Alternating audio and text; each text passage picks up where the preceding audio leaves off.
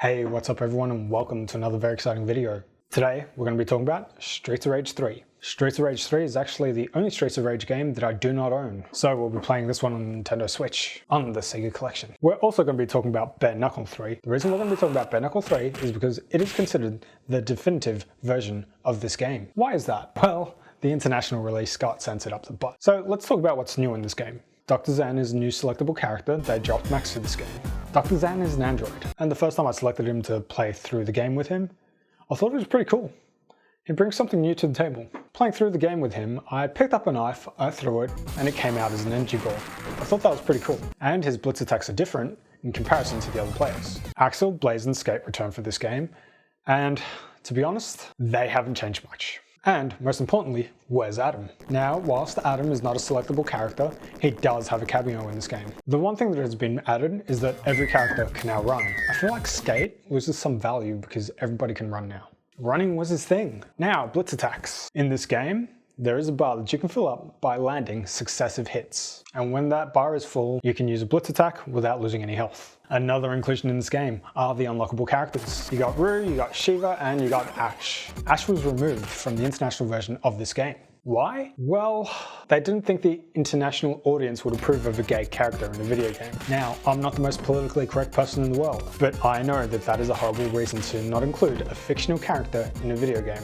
However, I don't feel like Ash was a fair portrayal of a homosexual person in this game. So personally speaking, I don't know where to stand with this. I feel like if Ash was included in the international version of this game, I feel like we'd be looking back on it today saying that is not an okay depiction of a gay man. But I'm not the most PC person in the world.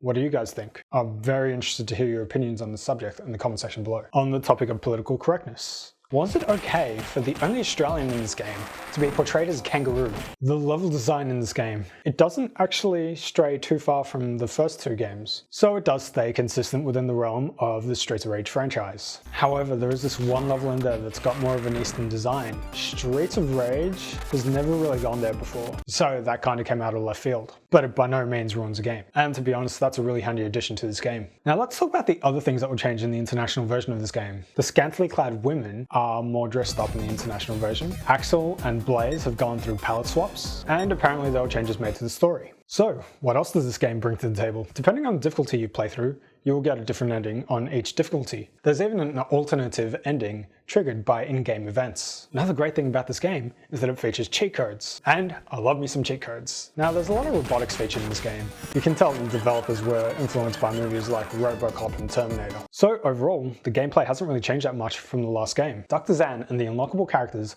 are really the only characters that bring anything new to this game. Let's talk about the soundtrack. For the soundtrack of this game, the dream team of the previous game came back to collaborate once more. But Yuzo Koshiro did say that the soundtrack for this game was a bit more experimental. And he is also on record on saying that the soundtrack for this game was one of his favorite soundtracks to ever make.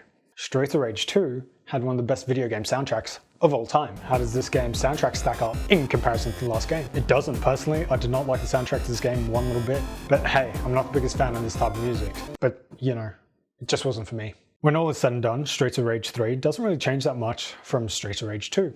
Fans of this game will say, if it ain't broke, don't fix it. I personally loved Streets of Rage 3 the first time I played it. However, I was looking at it from a casual perspective. Because I've had to go off and do research on the first two games and critically analyze them, I was kind of let down by the lack of innovation. The first two games included massive innovations in the realm of the beat-em-up genre, and I do not feel like Streets of Rage 3 delivers on innovation. Doesn't really bring that much new to the table. However, for someone who plays video games a bit more casually, I don't think it's that much of an issue.